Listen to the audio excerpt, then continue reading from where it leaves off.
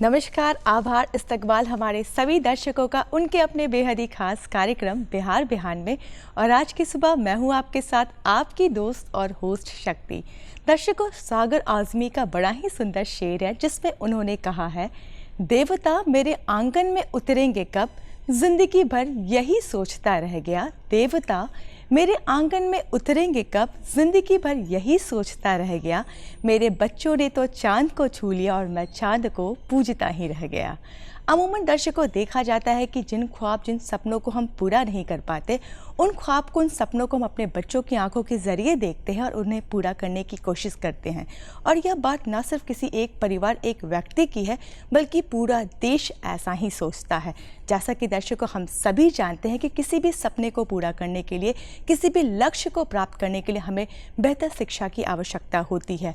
युवा जिनके कंधों पर पूरे राष्ट्र का भविष्य निर्भर करता है, उनके लिए यह बेहद ही ज़रूरी हो जाता है कि उन्हें अच्छी शिक्षा प्रदान की जाए और सही समय पर उनका मार्गदर्शन किया जाए। उनका कैसा मार्गदर्शन करना चाहिए, उनकी शिक्षा कैसी होनी चाहिए, उनका शिक्षण प्रणाली कैसा होना चाहिए, आज इस विषय पे हम बड़े ही विस्तार से बातचीत करेंगे। लेकिन दर्शकों, जैसा कि आप सभी जानते हैं कि हम कार्यक्रम की शुरुआत हमेशा अच्छे विचारों से करते हैं ताकि हमारे दिन की शुरुआत बेहतर हो और हमारा सारा दिन खुशनुमा गुजरे। आइए आज के दिन और आज के कार्यक्रम की भी शुरुआत करते हैं और नज़र डालते हैं महात्मा गांधी द्वारा कहे इस अनमोल वचन पर।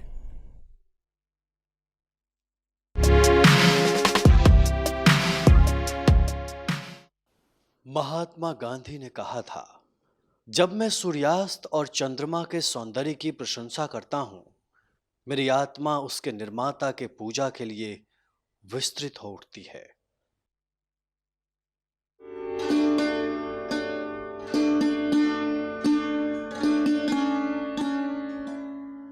हमारे बीच मौजूद है मगध महिला कॉलेज पटना की प्रिंसिपल प्रोफेसर डॉक्टर नमिता कुमारी। नमिता जी, आपका तहे दिल से स्वागत है हमारे कार्यक्रम बिहार बिहान में। नमिता जी, कहते हैं कि सही दिशा निर्देश में दी गई शिक्षा मनुष्य के वर्तमान और भविष्य को उज्जवल बनाती है और इसकी सबसे ज़्यादा ज़रूरत छात्रों को तब होती है जब वह स्कूल से निकलकर कॉलेज की ओर अपने भविष्य की ओर पहला कदम बढ़ाते हैं। आप स्वयं एक कॉलेज में बतौर प्रिंसिपल कार्यरत हैं और आप इस बात को बखूबी समझती भी हैं। क्या कुछ कहना चाहेंगी आप? स्कूल से जब बच्चे कॉलेज में आते हैं तो थोड़ी उन्हें फ्रीडम मिलता है स्कूल के बंधन से, बट अभी तो CBCS लागू हो गया है। उन्हें हर 6 महीने पे एग्ज़ाम, 4 महीने पे एग्ज़ाम, और उस 4 महीने के ड्यूरेशन में उन्हें जल्दी जल्दी सारी चीज़ों को पढ़ना होता है, तो उनके पास वक्त नहीं होता है पढ़ने के अलावा, तो उन्हें पढ़ना ही पढ़ना है। और कॉलेज में हमारे शिक्षक उन्हें पूरी मदद करते हैं उनके कोर्स कवर करने में, उन्हें आगे किस तरह से टाइम फ्रेम के अंदर वो सारे काम कर सके और किस तरह से वो बेहतर कर सके। जैसे कि जब वो पहली बार जैसे कि स्कूल से निकल के जब वो कॉलेज में जाते हैं तो उनके मन में अपने करियर को लेकर काफ़ी कन्फ्यूज़न रहता है कि किस सब्जेक्ट का चयन करें या किस चीज़ की ओर ज़्यादा अपने आप को फोकस करें। तो ऐसे में आप उन बच्चों को किस तरीके से उनका मार्गदर्शन करती हैं या क्या कुछ ज़रिया रहता है आप लोग का ताकि आप बच्चों को सही दिशा दे सकें? ये उनका जो चयन हमारे यहाँ तो कंपटीशन के बाद, एंट्रेंस टेस्ट कंपटीशन के बाद बच्चों का चयन होता है, तो वो ऑप्शन वही उन्हीं को देना होता है कि वो क्या क्या पढ़ना चाहते हैं। तो ऑप्शन 1 नहीं मिला तो फिर ऑप्शन 2 पे कहते हैं कि नहीं, this is also very good subject, you can do जी, हाँ अच्छा बेहतर कर सकते हैं। तो वो अगर उन्हें समझ में आ जाता है तो वो ले लेते हैं एडमिशन, वरना उनके तो विकल्प पूरे बिहार में कहीं भी पढ़ सकते हैं। हमारे यहाँ आने के लिए उनको कंपटीशन के बाद चॉइसेस देने होते हैं पोर्टल पे, और उस चॉइस के अनुसार और उनके मार्क्स जो ऑब्टेन करते हैं उसके अनुसार उनका सब्जेक्ट क्या कुछ एक्टिविटीज़ या क्या कुछ तैयारी की जाती है उन्हें मोटिवेट करने के लिए, या जो पहला कदम उनका बढ़ा है उन्हें कंफर्टेबल और उस चीज़ को बताने के लिए क्या कुछ तैयारी रहती है? सबसे पहले तो जब हमारे यहाँ वो इंटर करेंगे तो एक इंडक्शन मीट करते हैं हम सारे बच्चों का, उन्हें बताते हैं कि आपका कॉलेज क्या है, कैसे पढ़ना है आपको, कैसे आप आगे बढ़ेंगे और किन चीज़ों को छोड़ेंगे आप। डिस्ट्रैक्शन भी बहुत है गेट के बाहर और आपके पास टाइम लिमिटेड है, आपको इतने ही दिनों में सब कुछ कर लेना है, तो आपको फोकस करना है कि आपकी क्या प्रायोरिटी है। तो बच्चे समझ जाते हैं, और ये स्टूडेंट लाइफ जो होता है वो गोल्डन लाइफ होता है। और मैंने कहा ना कि डिस्ट्रैक्शन बहुत है आजकल, तो मोबाइल, टीवी, फलाना ठिकाना, तो उससे बचें और इस स्टूडेंट लाइफ को एंजॉय करें, मेहनत करें और आगे बढ़ें। बिल्कुल। कहते हैं कि जो स्कूल और कॉलेज होते हैं ना, वो सिर्फ हमारे शिक्षा पर केंद्रित होता है, बल्कि हमारे होलिस्टिक डेवलपमेंट को भी आगे बढ़ाता है। कई ऐसी आदतें होती हैं, कई ऐसी खूबियाँ होती हैं जो हम अपने स्कूल्स और कॉलेजेस में सीखते हैं। आपने भी सीखा होगा। आपसे जानना चाहूँगी कि वह कौन सी क्वालिटी है जिसे आप साथ लेकर पूरी ज़िंदगी आगे बढ़ना चाहेंगी और क्यों? मैं अपने बारे में बताऊँ, उस वक्त पढ़ाई के साथ इतना होलिस्टिक जो ऑलराउंड डेवलपमेंट की बात थी वो नहीं था, सिर्फ पढ़ाई पढ़ाई पढ़ाई था। तो हमारा फोकस उसी पे रहता था कि नहीं, हमें तो पढ़ना ही पढ़ना है। आज की चीज़ें बदल गई हैं। आज पढ़ाई के साथ साथ उन्हें, हमारे कॉलेज की बात हो रही है, उन्हें योगा भी सीख लेना है, उनकी मर्जी। ऑप्शंस हैं हमारे यहाँ। स्पोर्ट्स तो थ्रू आउट ईयर होता ही रहता है, और कल्चरल प्रोग्राम जिनको अगर उसमें इंटरेस्ट है तो उन्हें और आगे बढ़ाने के लिए हमारा कॉलेज कटिबद्ध है। उसके अलावा 3 लैंग्वेजेज हैं, जर्मन लैंग्वेज, जापानीज़ लैंग्वेज और ये जो बुटीक वगैरह है वो सभी, तो उनके इंटरेस्ट के अनुसार उनके लिए ऑप्शन खुले हुए हैं। अदर देन प्रॉपर सब्जेक्ट, जैसे कोई बॉटनी पढ़ा, मैं बॉटनी की हूँ, तो बॉटनी के अलावा वही इतने सारे कोर्सेज हैं। वो 3 साल के दरमियान सारे कोर्सेज का भी एड ऑन कोर्स कहते हैं उसे, का भी सर्टिफिकेट लेके निकल सकते हैं। और बच्चे अगर कंप्यूटर में कमज़ोर हैं तो एक CIC कोर्स भी हम करवाते हैं 1.5 महीने का, सभी 1.5-2 महीने का, क्योंकि उनका CBCS में 6 ही महीने का एक सेमेस्टर होता है। तो 6 महीने में 1 महीने उनके एग्ज़ाम के लिए रखा हमने, कुछ छुट्टियां भी होती हैं, तो 4 महीने में उनको सारा सिलेबस पढ़ा देना और ये कोर्सेज भी करवा देने हैं। तो 1.5 महीने का कोर्स है, बच्चे करते हैं और उन्हें बताना होता है हमें कि भाई ये ज़रूरी है तुम्हारे लिए। अगर कोई बच्चा बाहर जाता है और उन्हें दूसरे लैंग्वेज की भी जानकारी, तो उनको जॉब आसानी से मिल जाता है। जो बच्चे आते हैं या ग्रामीण प्रवेश से, तो उन्हें समझ में नहीं आता है कि ये ज़रूरी है उनके लाइफ के लिए कि गैर ज़रूरी है। तो बच्चे हमारे यहाँ बड़े समझदार हैं और प्रॉपर गाइडेंस भी मिलता है, और वो बहुत कुछ अपने हाथों में जब यहाँ से निकलते हैं तो उनका फेस देखिएगा, टॉप तो करते ही हैं, और जो नहीं भी करते हैं वो बच्चे भी हमारे लिए अजीज़ हैं।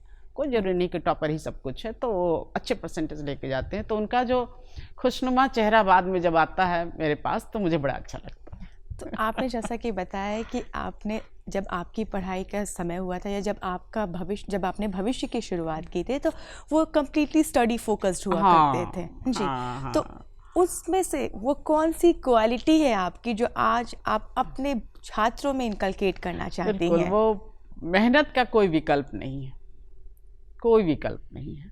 शॉर्टकट ज़िंदगी में होता नहीं है।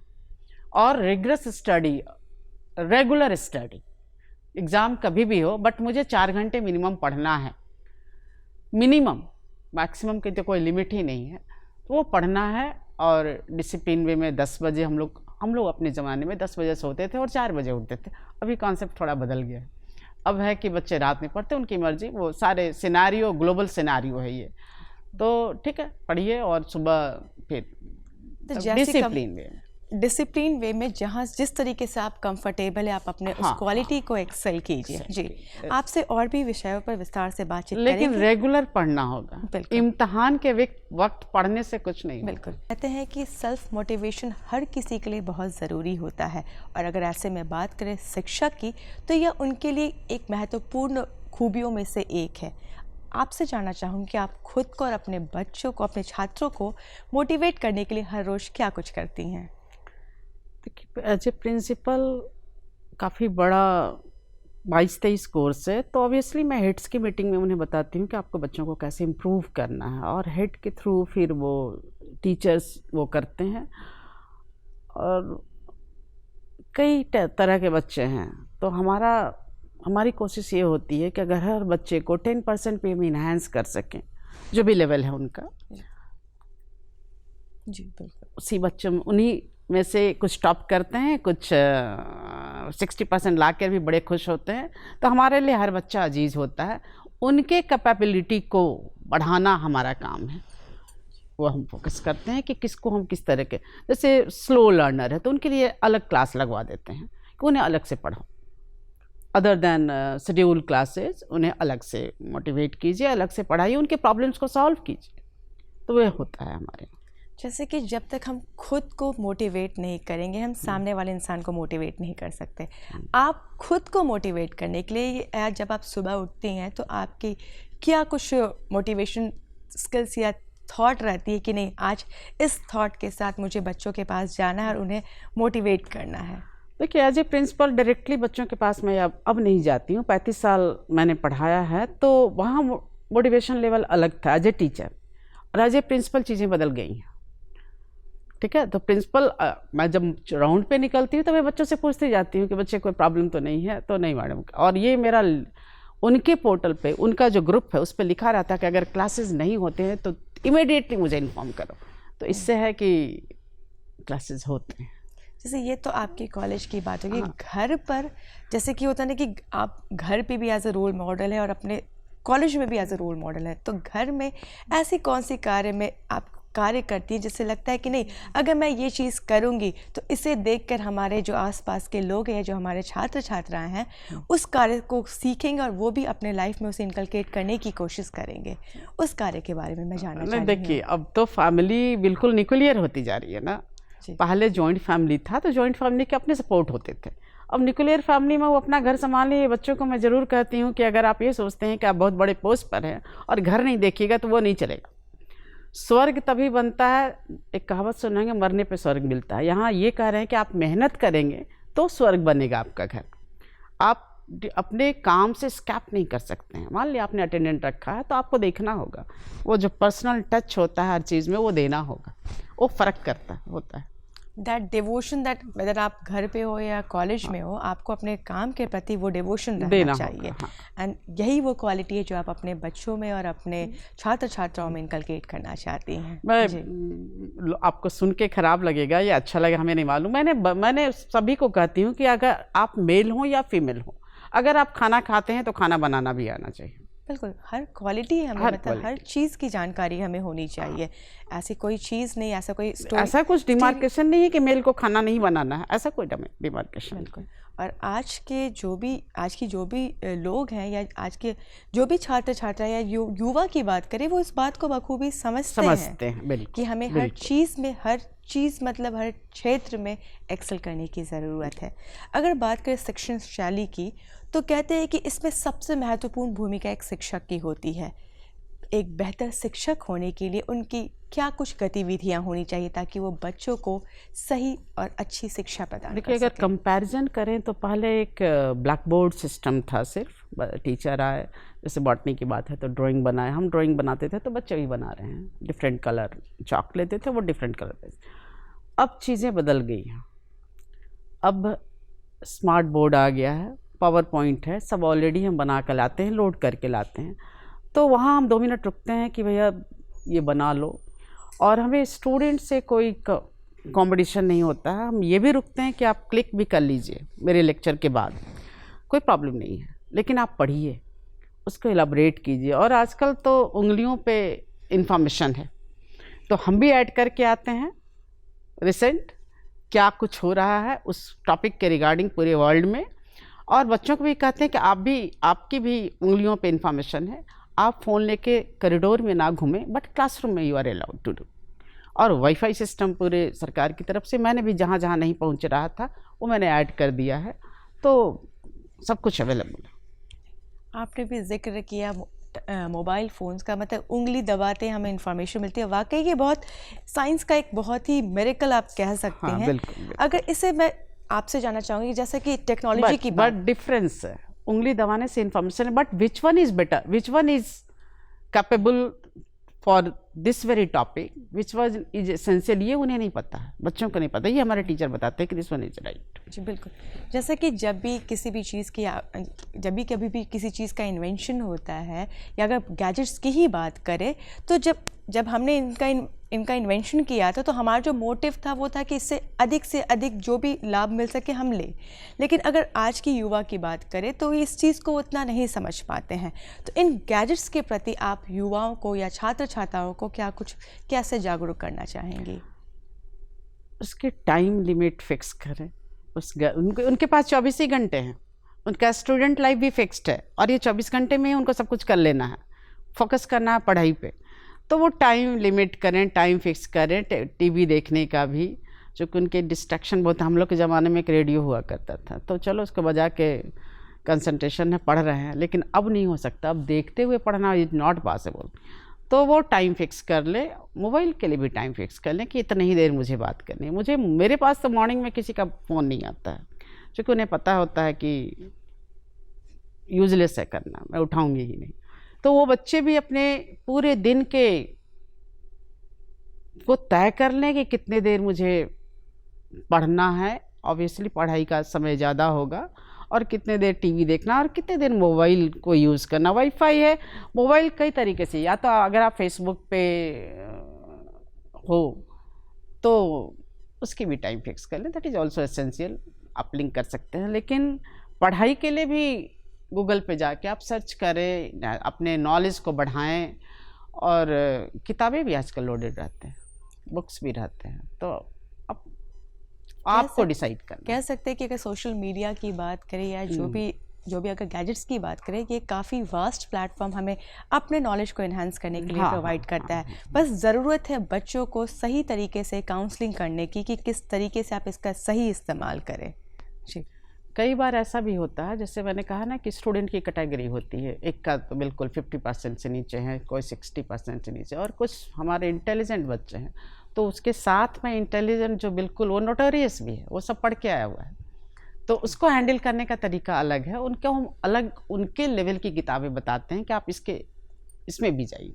और जो बिल्कुल नीचे है, अगर वो बच्चा 50% नंबर ला रहा है, उसको मैं खींच के 65-70 तक ले आऊँ, तो ये मेरे लिए बहुत क्रेडिट की बात है। बच्चे के लिए भी, गार्जियन भी आते हैं, उनसे भी मिलते हैं पीटीएम में, तो वो भी बड़े खुश होते हैं कि उनका बच्चा। अगर बात करें एडोलेसेंस की, तो कहते हैं कि ये हमारे लाइफ का वह फेज़ होता है जहाँ पे बच्चों को माता पिता के साथ साथ शिक्षक की भी सही मार्गदर्शन की आवश्यकता होती है। आप एक बतौर प्रिंसिपल कार्यरत हैं, तो आपसे जानना चाहूँगी कि पेरेंट्स, टीचर्स और स्टूडेंट्स, ये रिलेशनशिप बॉन्ड कैसा होना चाहिए ताकि बच्चे को अधिक से अधिक लाभ मिल सके और अपने वो करियर का सही तरीके से चयन करके उसमें आगे बढ़ सके। इसको आजकल मैंने कहा ना, न्यूक्लियर फैमिली है और बच्चे 2 ही होते हैं घर में मोटा मोटी मैक्सिमम। और पहले हेड ऑफ़ द फैमिली बुजुर्ग हुआ करते थे, आजकल के हेड ऑफ़ द फैमिली ये बच्चे होते हैं। मतलब माँ बाप इतने नखड़े से उनके उठाते हुए उन्हें पालते हैं।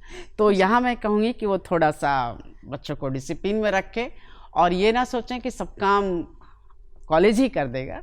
जो वहाँ से सीखने की कमी होती है वो हम बताते हैं और बच्चे मानते भी हैं। एक बार में थोड़ा इरिटेट होते हैं, दोबारा मैं जब टोकती हूँ तो वो सुधर जाते हैं। कभी कभी मुझे हार्ड स्टेप भी लेने होते हैं अगर वो ज़्यादा शैतानी करते हैं।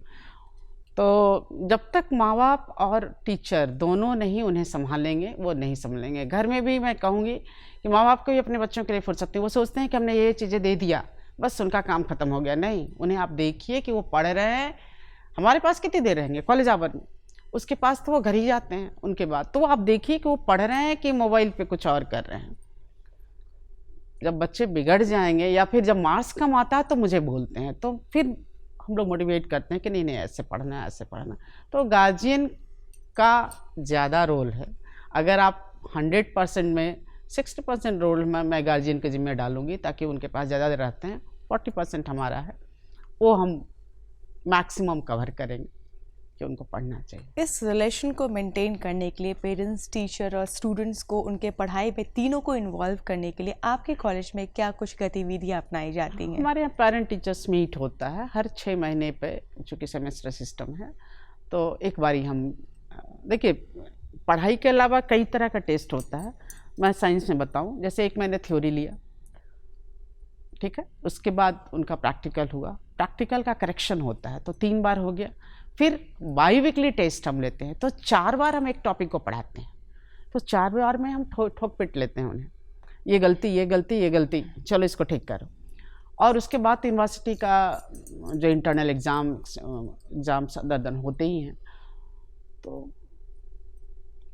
ऐसे कोई प्रोग्राम्स या ऐसा कोई कार्यक्रम जिसमें आप पेरेंट्स को भी बच्चों के साथ इन्वॉल्व करती हैं, ताकि वो अधिक, घर पे तो समय देते ही हैं, कॉलेज में या स्कूल्स में भी उनको हमारे वो मिल लिमिटेशंस, सके? मैंने कहा ना कि 6 महीने में एक बार मैं उन्हें बुलाती हूँ और उस बच्चे के बारे में सारी चीज़ें बताती हूँ कि कितनी शैतानी करती है, कंसंट्रेशन नहीं है, कैपेबिलिटी है बट फुल 100% ये दे नहीं पाती है। उनके बारे में सारी बातें हमारे शिक्षक बताते हैं और वो समझते भी हैं और कहते हैं कि मैडम मैं आगे से देखूंगा।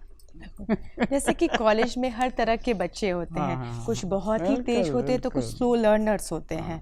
तो इस चीज़ को बैलेंस करने में कि मतलब जो स्लो लर्नर्स हैं उन्हें भी ज़्यादा समय मिल सके और जो एक्सेलेंट है उन्हें भी उतना समय मिल सके जितना उन्हें ज़रूरत है, तो इस चीज़ को कैसे कॉलेज में तो बैलेंस मैंने किया कहा कि जाता है और क्या कुछ कार्य? Other than schedule routine, slow learner के लिए मैं बाद में अंत में उनका क्लासेस लगाती हूँ।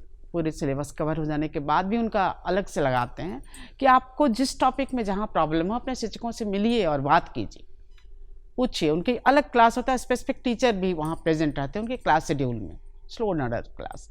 और जो इंटेलिजेंट है उसके लिए तो मैंने कहा कि उनकी किताबें अलग रहती हैं। मैं रेफरेंस बुक कहती हूँ लाइब्रेरी से लो और इसे भी पढ़ो। आज के लालन पोषण की बात करें, अपब्रिंगिंग की बात करें और एजुकेशन स्टाइल की बात करें, तो जो माता पिता होते हैं उनकी सोच है कि वो अपने बच्चों को बीइंग एज अ फ्रेंड उनका अपब्रिंगिंग करें। और पहले के पेरेंट्स जो होते थे वो काफ़ी इन सारी चीज़ों को, खासकर पढ़ाई को लेकर काफ़ी स्ट्रिक्ट हुआ करते थे। तो आज के परिवेश में जिस तरीके से पेरेंट्स अपने बच्चों का अपब्रिंगिंग कर रहे हैं, उसके बारे में क्या कुछ आप कहना चाहेंगे? ये तो बहुत ही अच्छी बात है कि पेरेंट्स अपने बच्चों का इतना ख्याल रखते हैं कि नॉट सप्रेस नहीं करते हैं, फ्रेंड बने रहते हैं और साथ ही उनके छोटे मोटे प्रॉब्लम्स को भी समझते हैं। ये बहुत अच्छी बात है। तो फ्रेंड के साथ, फ्रेंडशिप का मतलब है कि आप उनके प्रॉब्लम्स, उनके दिक्कतों को समझिए और साथ साथ उन्हें मोटिवेट भी कीजिए कि बेटा इतना काम तो, इतना तो पढ़ाई कर ही लेना है, इसको मत छोड़ो। और साथ ही साथ वो कहाँ जाते हैं, हो सकता है वो कॉलेज के अलावा भी कहीं कहीं और घूमते फिरते हों, तो वो भी आपको जानकारी में होनी चाहिए कि उनका फ्रेंड सर्किल कैसा है। तो कहा तो कि अगर पेरेंट फ्रेंड है तो बड़ी अच्छी बात है, ट्रू फ्रेंडशिप। बिल्कुल। जैसे कि आपने, अगर आपके जीवन की बात करें तो आपने अपने करियर की शुरुआत एज ए प्रोफेसर किया था और आज वर्तमान समय में एज ए प्रिंसिपल कार्यरत है। तो बेशक दोनों पदों पर जिम्मेदारी और दायित्व दोनों का काफ़ी अलग रहा होगा, साथ ही साथ अनुभव भी। चाहूँगी कि आप हमारे दर्शकों के साथ अपने सफ़र का कुछ अंश को साझा करें। मैं जब प्रोफेसर थी तो मैं डिपार्टमेंट ऑफ बॉटनी में प्रोफेसर थी, तो फोकस था हमारा 48 3 ईयर के बच्चे 48 उन पर फोकस रहता था कि इन बच्चों को मुझे नीचे से ऊपर उठा ही देना है। और दायरा छोटा था, 48 मतलब 150 बच्चों को समझना, सबके बारे में पर्सनली हम लोग जानते थे कि इस बच्चे को घर में भी क्या प्रॉब्लम है कभी कभी।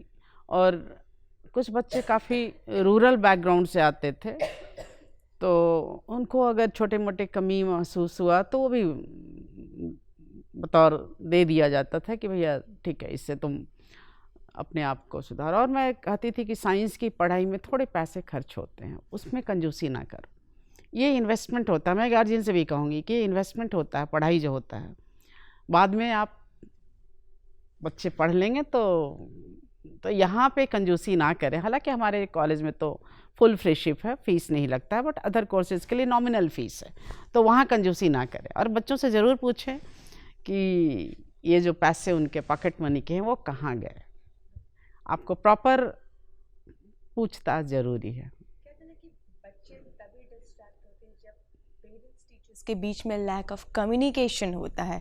जो कम्युनिकेशन है वो पेरेंट्स के साथ भी होना चाहिए, मतलब बच्चे अपनी बातों को, अपनी चीज़ों को पेरेंट्स के साथ साथ टीचर्स के साथ शेयर करें। ये आज के समय में बहुत ही ज़रूरी हो गया है। हाँ जी, मैंने कहा ना कि कुछ बच्चे जो कुछ बात अपने पेरेंट्स से नहीं बोल पाते हैं वो टीचर से बोलते हैं। और आपने कहा कि पेरेंट टीचर, तो ये पॉसिबल नहीं है कॉलेज में कि हर दिन टीचर उनके पेरेंट्स से, मैं एक छोटी सी वाक्य बता दूं। एक बार स्टूडेंट, जब मैं प्रोफेसर थी तो बिल्कुल शॉर्ट पहन के आई हुई थी और टॉप पहन के आई हुई थी। तो मैंने कहा कि मम्मी से फ़ोन लगाओ, पापा से। मैंने कहा कि भैया ये क्या कपड़े पहना के आपने भेजा है बच्चों को, बेटी को आप देखिए कि किस तरह से कपड़े पहन के रोड पर है, कॉलेज में तो कोई प्रॉब्लम नहीं है। तो उन्होंने कहा कि मैडम जो पहनी है वो बहुत अच्छा है। फिर मैंने सोचा कि बेकार है बात करना, तो आपको सब कुछ देखना है। बच्चे बाहर जा रहे हैं तो कॉलेज जाने के ड्रेस अलग होते हैं, हमारे ड्रेस कोड नहीं है। विमेंस कॉलेज में है, हम थोड़ा सा इस मामले में, मेरा सिर जो है वो ब्रॉड है, हम ड्रेस कोड नहीं बनाएंगे, लेकिन वो डिसेंट ड्रेस तो पहनेंगे ना। उनको डिसेंट का मतलब ही नहीं, वो जब रोड पर चलती हैं तो बस से आ रही हैं, टेम्पो से आ रही हैं, तो उनको खुद देखना, सोचना कि हमें किस तरह का ड्रेस। कहते हैं ना कि मैम कपड़े खराब नहीं होते, आप कपड़े कुछ भी पहन सकते हैं, लेकिन according to place and according to situations कोई भी कपड़े खराब नहीं होते। That will be according to your place and situation. तो इस चीज़ से आपके मॉल घूमने के कपड़े फर्क होते हैं। हम लोग भी पढ़ते थे कॉलेज में, कोई नहीं पढ़े, तो वही होता था कि नहीं, कॉलेज के ड्रेस अलग होते हैं, अलग सेटअप रहता था, घूमने के ड्रेस अलग होते हैं, पार्टी अटेंड करने के ड्रेस अलग होते हैं। तो ये बच्चों को तो पेरेंट ही समझाएंगे ना। बिल्कुल। और अगर हम पॉइंट आउट करके उससे बस तो उनका रोना धोना और पता नहीं क्या क्या शुरू हो जाता है। तो लेकिन मैं समझाती हूँ ऐसा नहीं कि, तो फिर बच्चे सुधर भी जाते हैं। उस पॉइंट पे बच्चों को भले ही थोड़ा बुरा लगता है, लेकिन जब मैम वो आगे बढ़ते हैं तो इस चीज़ को वाकई में वो अप्रिशिएट करते हैं कि अगर हमें वो डांट फटकार हमारे टीचर से, हमारे पेरेंट्स से नहीं मिलता तो आज हम इतने आगे तक नहीं आते। बिल्कुल वो आते हैं। और मैं कहती हूँ कि जब तुम जॉब ज्वाइन कर लेना, टॉप करती है तभी आती है मिठाई लेके। मैं कहती हूँ कि नहीं, ये मिठाई मुझे वही नहीं चाहिए, तुम जब जॉब ज्वाइन कर लेना तो ज़रूर आना मुझे मिठाई देने। और उस समय उनके चेहरे का जो खुशी ग्लेज होता है वो देखने लायक होता है। बिल्कुल। जैसे कि आपने अभी बताया कि बच्चे जब उस चीज़ में आगे बढ़ते हैं तो आपके पास मिलने के लिए आते हैं, चाहूँगी कि ऐसा कोई इंसिडेंट जो लगता है कि लोगों के लिए वो मोटिवेशनल है, चाहूँगी कि हमारे साथ साझा करें।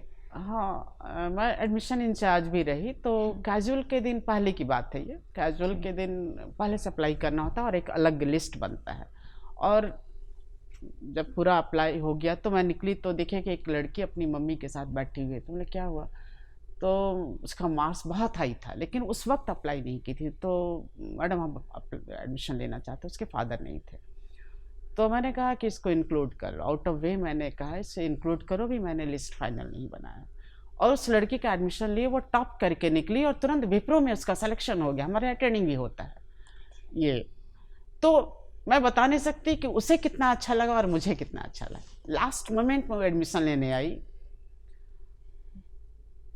और हम लोग कभी और कैटेगरी पे चर्चा नहीं करते हैं, जानते हैं सब कुछ, लेकिन क्लास में कुछ नहीं, सारे स्टूडेंट हमारे। जी, चाहूँगी कि हमारी आज की युवा, आज के छात्र छात्राएं जो इस प्रोग्राम को, इस कार्यक्रम को देख रहे हैं, चलते चलते उन्हें क्या कुछ संदेश देना चाहेंगी, किस प्रकार उनका मार्गदर्शन करना चाहेंगी? स्टूडेंट्स, मेहनत का कोई विकल्प नहीं, आपकी कड़ी मेहनत ही आपको सबसे ऊपर ले जाएगा और औरों से अलग रखेगा। सिंसेरिटी ज़रूरी है, रेगुलर पढ़ाई, स्टूडेंट लाइफ है आपका। अभी जब आप जॉब में जाएंगे तो वहाँ तो 8 घंटे 12 घंटे वो जॉब खोजेगा ही आपको, प्राइवेट में जाएंगे तो यहाँ भी है। तो अभी आपका फोकस्ड होना चाहिए आपका पढ़ाई पे, और वो एक बट नहीं कि आज फलाना जगह चलेगा तो पढ़ नहीं पाए। रेगुलर पढ़ाई, रेगुलर आप फिक्स कर लें 4 आवर 5 आवर्स पढ़ना ही है हमें। तो देखिएगा कितना मज़ा आता है एग्ज़ाम के समय, जब सब कुछ पढ़ा रहता है और दूसरे बगले झाँकते रहेंगे और आपको सब पहले रहेगा। वो एक्सपीरियंस ही अलग होता है कि जब आप पूरी तैयारी के साथ आप आती हैं। और मैं जब पढ़ती थी तो पहले डिस्कशन करता था तो मैं बता देती थी। मैं कहती थी कि जब मैं क्लासरूम में, जब एग्जामिनेशन रूम में जाऊंगी तो मैं कुछ नहीं बताऊंगी। तो वो पूछता रहता था और मैं सुनती नहीं थी, क्योंकि मुझे, है ना। तो और दूसरा ये है कि बुद्धि जितना बांटिएगा उतना बढ़ेगा। स्टूडेंट के लिए मैं हमेशा बोलती हूँ कि आप हेल्दी फ्रेंडशिप रखें और डिस्कशन करें। डिस्कशन से आपको चीज़ें ऑटोमेटिकली याद हो जाएगा, आप उसे बताएंगे तो आप भी सीखे रहेंगे। तो ये यहाँ नहीं कीजिए कि मेरा नोट्स या मेरी किताबें या बांटिए बच्चों को ही, फ्रेंड्स में जी, डिस्ट्रीब्यूट बहुत ही कीजिए। अच्छी बातें और बहुत ही अच्छी जानकारी आपने हमारे दर्शकों के साथ साझा की। आप यहाँ पर आए, अपना कीमती समय हमें दिया, उसके लिए आपका तहे दिल से धन्यवाद। तो दर्शकों, ये थी हमारी आज की बेहद ही खास मेहमान मगध महिला कॉलेज के प्रिंसिपल प्रोफेसर डॉक्टर नमिता कुमारी, जिनसे हमने बहुत सारी बातें की और जाना कि एजुकेशन किस तरीके से लेना चाहिए और क्या कुछ हमारी गतिविधियां होनी चाहिए। इसी के साथ दर्शकों, वक्त हो चला है आपसे विदा लेने का, लेकिन जिस तरह आपको हर रोज़ इंतज़ार रहता है हमारे बिहार बिहान कार्यक्रम का, उसी तरह हमें आपके खतों का इंतज़ार रहता है। तो हमें ज़रूर लिखिए कि आपको हमारा आज का कार्यक्रम कैसा लगा, जिसके लिए ज़रूरी आपको हमारा पता नोट करना। हमारा पता है निदेशक डीडी बिहार दूरदर्शन केंद्र पटना, फ्रेजर रोड पटना 800001, और हमारा ईमेल है director ddkpatna@gmail.com।